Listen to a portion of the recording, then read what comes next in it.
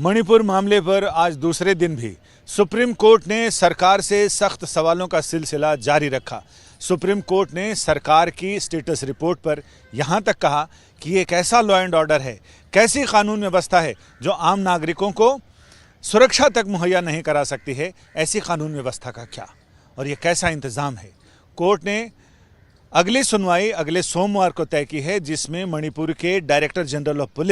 Police महानिदेशक को स्वयं उपस्थित होना पड़ेगा। कोर्ट 6 बिंदुओं पर उनसे जवाब मांगेगी कि आखिर पहली घटनाएं कब कब हुई, घटनाओं की तारीख, 0 FIR की तारीख, 0 FIR के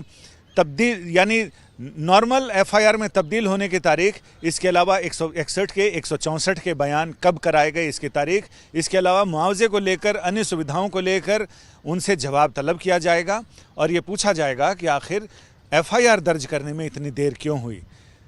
सुप्रीम कोर्ट में चीफ जस्टिस की अगुवाई वाली 3 जजों की पीठ, जिसमें चीफ जस्टिस DY चंद्रचूड़ के अलावा जस्टिस JB पारदीवाला और जस्टिस मनोज मिश्रा हैं, इन्होंने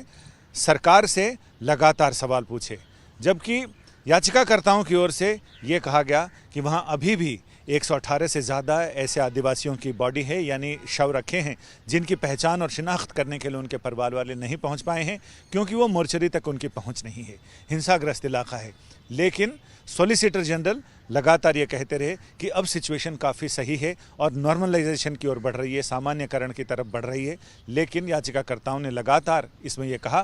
कि हिंसा होती रही, सब कुछ होता रहा और प्रशासन चुपचाप बैठा रहा।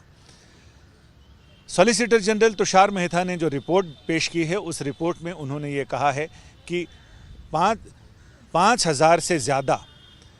FIR दर्ज किए गए हैं, यानी 6,523 FIR दर्ज की गई हैं, जिसमें 11 FIR हैं जो बहुत ही गंभीर किस्म की हैं, महिलाओं से संबंधित अपराधों की FIR हैं। सुप्रीम कोर्ट ने यह कहा कि ये आंकड़ा तो सही है, लेकिन हमें ये जानकारी दीजिए, आप इसको अलग अलग खित्तों में बांटिए, अलग अलग हिस्सों में बांटिए और हमें बताइए कितनी FIR हत्या, रेप और महिलाओं के प्रति अपराध की हैं, कितनी FIR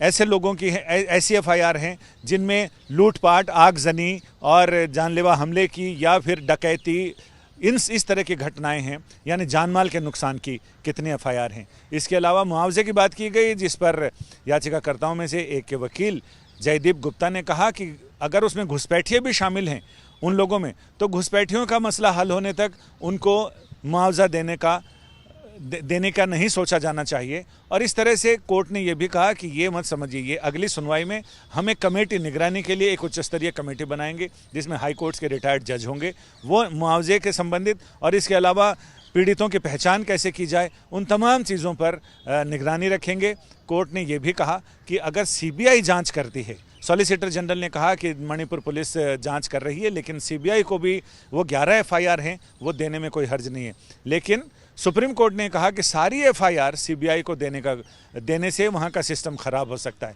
लिहाजा ये भी तय होगा अगली सुनवाई में कि कौन कौन सी ऐसी गंभीर किस्म के FIR हैं, गंभीर अपराधों के FIR हैं जो